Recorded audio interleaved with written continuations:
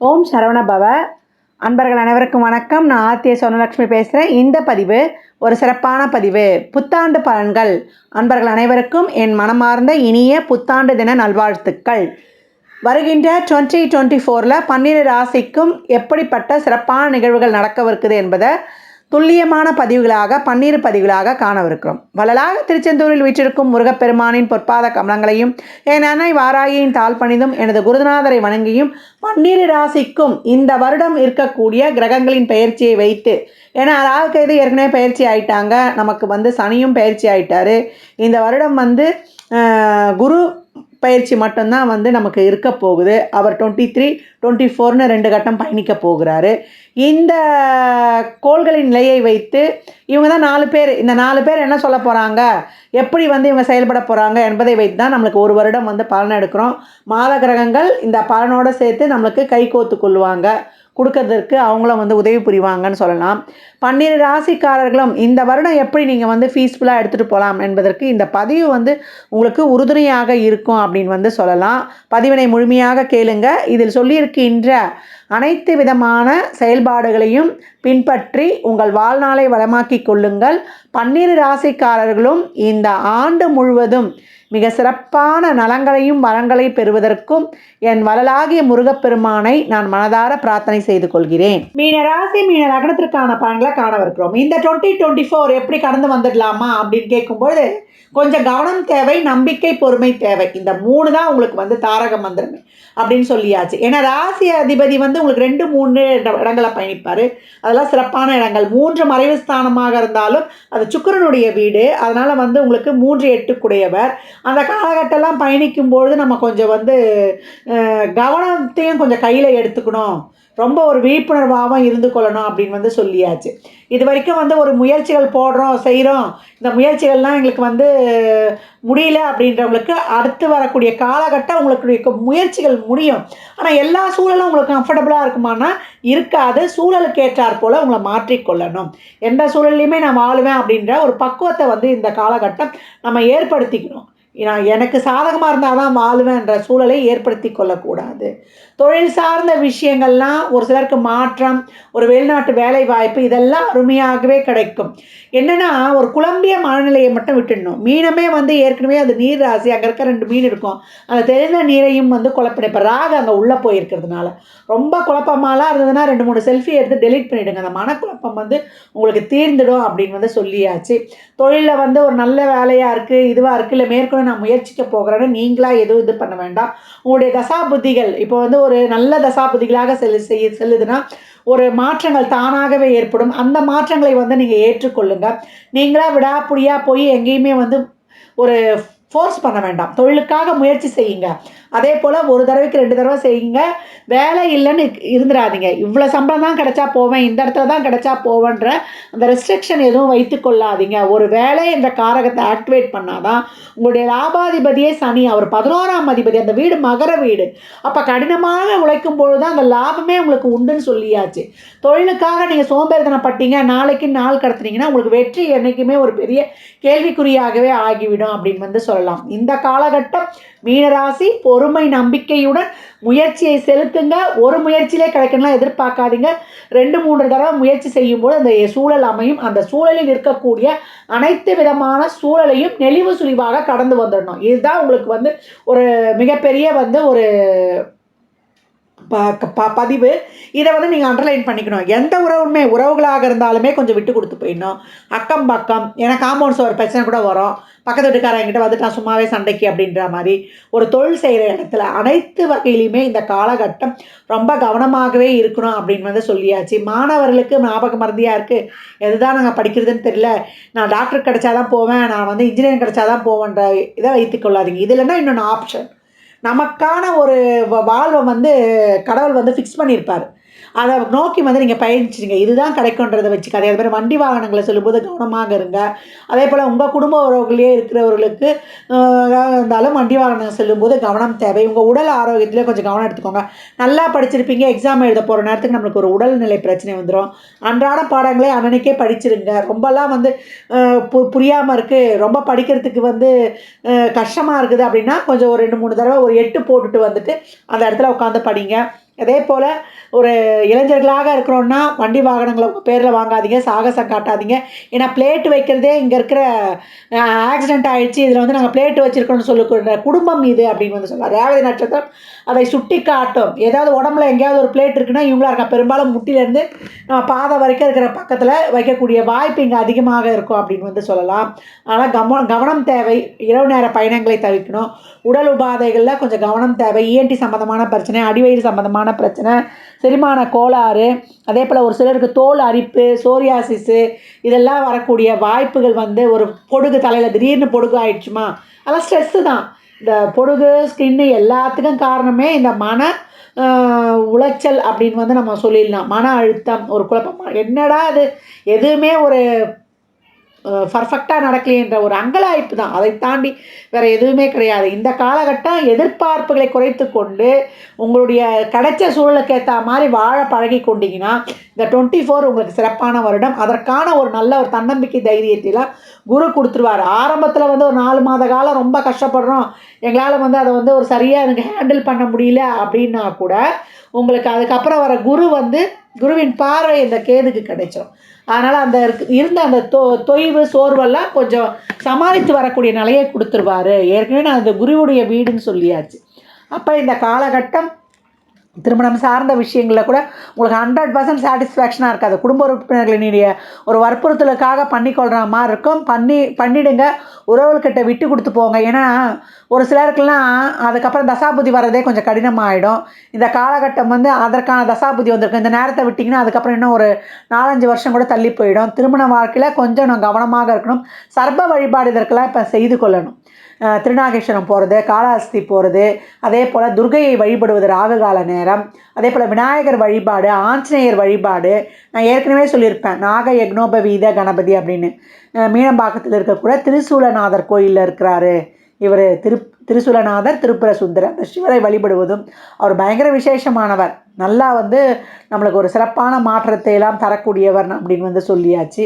அவரை வணங்குவதும், அதே போல் உங்களுடைய ஜாதகத்தில் ஏற்கனவே கணவன் மனைவி பிரச்சனை, இப்போ எனக்கு இன்னும் கொஞ்சம் பிரச்சனையாக இருக்குது அப்படின்றவங்களாம் திருப்பட்டூர் பிரம்மபுரீஸ்வரர் போய் உங்கள் ஜாதகத்தை வைத்து வழிபட்டுவாங்க. எந்த ஒரு பிரச்சனையாக இருந்தாலுமே அந்த பிரச்சனையெல்லாம் இந்த காலகட்டம் சால்வ் ஆகிடும். அதே போல் உறவுகள்கிட்ட நிறைய விட்டு கொடுத்து போயிடுங்கன்னு சொல்லிட்டேன்.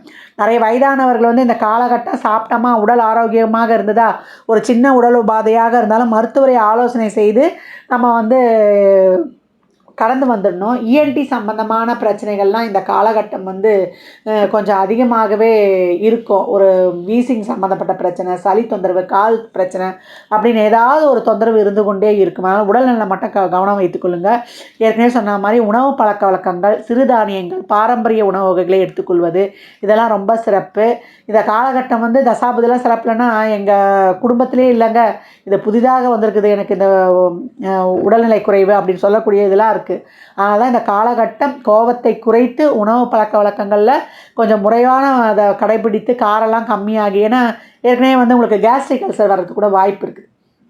அதனால் இந்த காலகட்டம் அனைத்து விஷயங்கள்லையுமே நம்ம வந்து ஒரு 2 தடவை அலைகிற மாதிரி இருக்கும். என்னடா அது அலைஞ்சு கூட நம்மளுக்கு சீக்கிரம் முடியலையேன்ற ஒரு அங்கலாய்ப்பாக இருக்கும். மருத்துவம் எடுத்தால் கூட நம்ம 2-3 சிட்டிங் எடுக்க வேண்டியதாக இருக்கும். அதனால் பொறுமை, நிதானம், தன்னம்பிக்கை, தைரியம் இதுதான் உங்களுக்கு தாரக மந்திரமாகவே இருக்கணும்னு நான் சொல்லியாச்சு.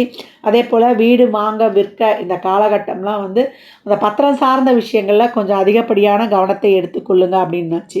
பெண்களுக்கு கேட்கவே வேண்டாம். இன்னும் நம்மளுக்கு அதிகப்படியான மன அழுத்தம் இருக்கும். இறைவனை மட்டும்தான் பிடிச்சிக்கணும், குடும்பத்தையும் பார்க்கணும். இன்னும் பணிக்கு செல்கிறவங்கன்னா இன்னும் அதிகமாகவே இருக்கும். உடல்நலம் மட்டும் கவனம் எடுத்துக்கோங்க. அதுக்கு தான் சொல்லிட்டேன், தியானம், மெடிடேஷன், யோகா இதை பண்ணக்கூட உட்கார வைக்காது. இதில் இருக்க உத்திரட்டாதி நட்சத்திரத்துக்கு அந்த தியான மெடிடேஷனில் கூட உட்கார முடியாது. அதனால் நீங்கள் என்ன பண்ணுறீங்க, பௌர்ணமி நிலா ஒளியில் கொஞ்சம் பொறுமையாக அமர்ந்துடுங்க. அந்த நிலா ஒளியை நிறைய ரிசீவ் பண்ணுங்கள். நிறைய வந்து நீங்கள் வந்து உணவு சாப்பிடும்போதே ஃபோனு, புக்கு படிக்கிறோம் அதெல்லாம் எடுத்து வச்சுட்டு அந்த சாப்பாட்டில் கவனத்தை செலுத்துங்க. அந்த உணவில் வந்து நீங்கள் கையில் எடுத்து வாயில் வச்சு அந்த உணவு மீது வந்து நீங்கள் கவனத்தை செலுத்தும்போது இந்த சந்திரன் வந்து சிறப்பாக பாசிட்டிவாக ஆக்டிவேட் ஆகிடும். அந்த உடல் காரகனும் மனோகாரகனுமான சந்திரன் உங்களுக்கு வந்து சிறப்பாக பாசிட்டிவாக ஆக்டிவேட் ஆகிடுவார். அது மேலே இப்போ ராகு போகிறதுனால ரொம்பலாம் கஷ்டம்லாம் வந்துச்சுன்னா ஒரு சில நினைப்பாங்க நம்மளுக்கு யாராவது ஏதாவது செஞ்சுட்டாங்களா அப்படின்னு கூட நினைக்கக்கூடிய வாய்ப்புலாம் இருக்கும். அந்த மாதிரிலாம் ஒரு குழப்பத்தை கொடுத்துருவார் இவர். அதெல்லாம் இல்லாமல் இருப்பதற்கு நம்ம என்னம்மா இப்படி சொல்லிட்டீங்க, கையில் எடுத்து மெதுவாக சாப்பிடுங்க. ஒரு 20 நிமிஷம் அந்த சாப்பாட்டுக்கே நேரத்தை ஒதுக்குங்க. இப்படி செய்யும்போதே நல்லா இந்த வாயிலேயே நம்ம குழச்சி அனுப்பிட்டனாலே சுகர்லாம் ரொம்ப கண்ட்ரோல் ஆகிடும். சுகருக்கு இது ஒரு பரிகாரமே. அந்த சாப்பாடை நம்ம எந்த அளவுக்கு எடுத்து சாப்பிட்றோமோ அந்த அளவுக்கு வந்து நம்மளுக்கு உடல் ஆரோக்கியமும் நம்மளை கட்டமே வேலை செய்யாதுன்னுவாங்க. அதாவது எல்லா சட்டமே வேலை செய்யாதுன்னா நான் எந்த சூழலையும் ஃபேஸ் பண்ணக்கூடிய ஒரு தன்னம்பிக்கை தைரியத்தை இந்த கிரகங்கள் கொடுத்துரும் அப்படின்னு சொல்லலாம். மலைக்கோயிலுக்கு சென்று வழிபடுங்க, சர்ப்பங்கள் வழிபாடு பண்ணுங்க. இதே வந்து ஒரு சிலருக்குலாம் வந்து தசாபுத்திலாம் சிறப்புலன்னா திருமணம் சார்ந்த விஷயங்களில் பெற்றோருடைய ஆசீர்வாதத்தை கண்டிப்பாக வாங்கிடுங்க. ஏன்னா நேரங்காலங்கள் சரியில்லை. அப்போ நம்மளுக்கு பெற்றோரை மீறி நீங்கள் போய் கல்யாணம் பண்ணிட்டீங்கன்னா அவங்களுக்கு சப்போர்ட்டுக்குன்னு ஒரு ஆள் இருக்காது. ஆனால் இந்த காலகட்டம் பெரியவர்களுடைய ஆசீர்வாதம் எனும் இறைவனின் பெருங்கருணையுடன் ஆசீர்வாதம் பண்ணுங்கள். அவங்களோட சம்மதி வந்து கொஞ்சம் தாமதமாகுதா பரவாயில்ல, வெயிட் பண்ணி பண்ணுங்கள். பெற்றோர்களும் பிள்ளைகளுக்கு இந்த தோஷம் இருந்தால் தான் லவ் மேரேஜே நடக்கும். அதுக்கெலாம் அது வந்து ஒரு கிரக ஆக்டிவேஷனாகவே இருக்கும். அதனால் தாராளமாக நீங்களே வந்து மனம் ஒத்து பண்ணி வச்சு எல்லாம் செய்கிறோம், அவங்க சந்தோஷமாக இருக்க தானே செய்கிறோம். அதனால் வாழ்க்கை வந்து அவங்களுக்கு பிடிக்காத மாதிரி வாழட்டும். அதற்கு நீங்கள் வந்து உங்கள் பிள்ளைகளுக்கு என்றைக்குமே உறுதுணையாக இருங்க. நீங்கள் உறுதுணையாக இருக்கும்பொழுது அவங்களும் வந்து ரொம்ப மனமகிழ்வு அடைவாங்க. இதுதான் ஒரு கிவ் அண்ட் டேக் பாலிசி மாதிரி, இதுதான் ஒரு பாண்டிங். அதனால் இந்த காலகட்டம் மீனராசி அன்பர்களுக்கு தொழிலில் நல்லா வந்து ஒரு எஃபர்ட் போட்டு தொழிலில் இருக்கிறத வச்சு அப்படியே நிறைவாக இருந்து கொள்ளுங்கள். புதிய முயற்சிகள் அதெல்லாம் இருந்தால் அதை நீங்களே தானாக நடக்கும் முயற்சிகளை ஏற்றுக்கொள்ளுங்க. புதிதாக நீங்கள் எங்கேயும் போய் மாட்டிக்கொள்ள வேண்டாம். அதே போல் முகம் தெரியாதவர்கள் 3வது நபர் அந்த ஆட்களிடம் கொஞ்சம் கவனமாகவே இருங்க அப்படின்னு சொல்லியாச்சு. நல்ல தசாபுதிலாம் போகுது அப்படின்றவங்களுக்கு திருமணம் சார்ந்த விஷயங்களையும் அதே போல் வீடு வாகன சேர்க்கை, ஆடை ஆபரண சேர்க்கை இது எல்லாமே கிடைக்கும். என்னதான் இருந்தாலும் ஒரு மனநிறைவின்மை அங்கே இருந்து கொண்டே இருக்கும். அது எங்கேருந்து தான் அந்த டிப்ரெஷன் வருதுன்னு தெரியாது. அதற்கு தான் நான் விநாயகர் வழிபாடு, மனித முகமில்லா தெய்வங்கள் உங்கள் மனக்குறையை மாற்ற வல்லவை அப்படின்னு சொல்லுவேன். வாராகி அம்மனை வழிபடுவதோ, விநாயகரை வழிபடுவதோ, ஆஞ்சநேயரை வழிபடுவதோ உங்களுக்கு சிறப்பான பலனை தரும் அப்படின்னு வந்து சொல்லலாம். பெண்மணிகளாக இருந்தாலும் சரி, வயதில் மூத்தவங்களாக இருந்தாலும் சரி, குழந்தைகளாக இருந்தாலும் சரி, உடல் ஆரோக்கியத்திலையும் உங்கள் உணவு பழக்க வழக்கங்கள்லையும் முறையான விஷயங்களை கையாளுங்க. கடன் இந்த காலகட்டம் அதிகமாக வாங்கிடாதீங்க. செலவுகளை வந்து கட்டுப்படுத்தி செய்யுங்க.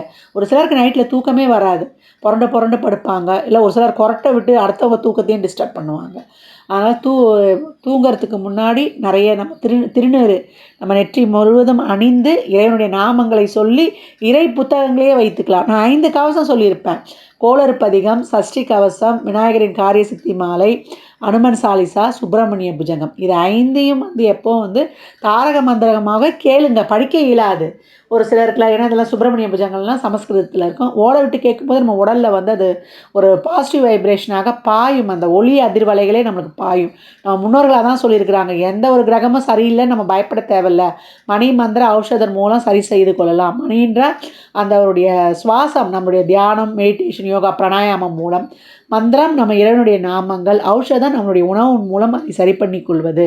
அதனால் மீனராசி அன்பர்கள் இந்த வருடம் வந்து ரொம்ப நம்ம கவனமாக இருந்தால் ரொம்ப அருமையாக கடந்துடலாம். பொறுமை, நம்பிக்கை நான் ஏற்கனவே சொன்ன மாதிரி தான். இறை வழிபாட்டுடன் இந்த இக்கட்டான சூழ்நிலையும் கடந்து வந்துடுங்க. நிறைய தானம் பண்ணுங்க, தான தர்மம் பண்ணுங்கள். தர்மன்னுவது அவங்க கேட்காமலேயே செய்வது. நிறைய ட்ரஸ்ட் ஈடுபாடு இந்த முதியோர் இல்லத்துக்கு, அதே போல் சனினாலே வயதானவர்கள், காலில் அடிபட்டவங்க செய்வாங்க. அந்த இறந்தவர்கள்லாம் இருப்பாங்க பார்த்தீங்கன்னா, யாருமே இல்லாதவங்க, அவங்களாம் அடக்கம் செய்வதற்கு எதனா உதவிகளை செய்வது, வாயில்லா பிராணிகளுக்கு உங்களால் முடிந்த உதவிகளை செய்வது, இந்த ரெட் கிராஸுக்கெலாம் இல்லை அந்த அமைப்புகள் இருந்தால் அதுக்கு ஏதோ உங்களால் முடிஞ்ச சம்பளம் வாங்கினீங்கன்னா ஒரு டொனேட் பண்ணுறது உங்களால் முடிஞ்ச அளவு, இதெல்லாம் சொல்லும்போதே கூட இங்கே வந்து உங்களுக்கு கிரக ஆக்டிவேஷனில் சிறப்பாக இருக்கும். இந்த காலகட்டம் நீங்கள் வழிபட வேண்டிய தெய்வம்னா தம்பதி சமேதராக இருக்கக்கூடிய முருகனை வழிபடணும். நம்ம திருச்செந்தூர் வள்ளலை வழிபடலாம். அவர் தான் உங்களுக்கு வந்து கண்கண்ட தெய்வம். வள்ளல் கொடுத்தாருன்னா 12 கையால் நீங்கள் தான் வாங்க தயாராக இருக்கணும். நான் நிறைய பதிவுகளில் சொல்லுவேன். நிறைய இறை வழிபாடு தான் இந்த காலகட்டம் உங்களுக்கு வந்து நிறைய அனுகிரகம் கொடுக்கும். தீபம் ஏற்றி வழிபடுங்கள்.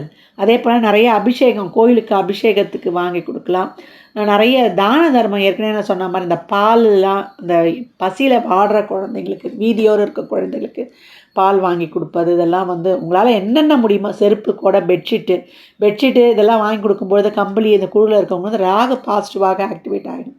அந்த ஒரு குழப்பத்தை தவிர்த்துருவார். லக்னத்தில் இருக்கக்கூடிய ராசியில் இருக்கக்கூடிய ராகு குழப்பத்தை தவிர்த்து நல்ல சிந்தனைகளை ரொம்ப சிறப்பாக்கி தந்துடுவார் அப்படின்னு சொல்லலாம். இந்த பலன்கள்லாம் கோள்களின் கோச்சார நகர்வை வைத்து சொல்லப்பட்டிருக்கு. உங்கள் சுய ஜாதகத்தில் இப்போ என்ன தசாபுதி நடக்குது, அது எதற்காக உங்களுக்கு ஊக்கப்படுத்துது, அது திருமணம் குழந்தை பாக்கியத்திற்கா, இந்த கிரகங்கள் இப்போ உங்களுக்கு வேகமாக செயல்பட போதா, இல்லை பொருளாதார முன்னேற்றத்திற்காக வேகமாக செயல்பட போதா என்பதெல்லாம் உங்கள் சுய ஜாதகத்தை ஆய்வு செய்வதன் மூலம் மட்டுமே நாம் தெள்ள தெளிவாக அறிந்து கொள்ள முடியும்.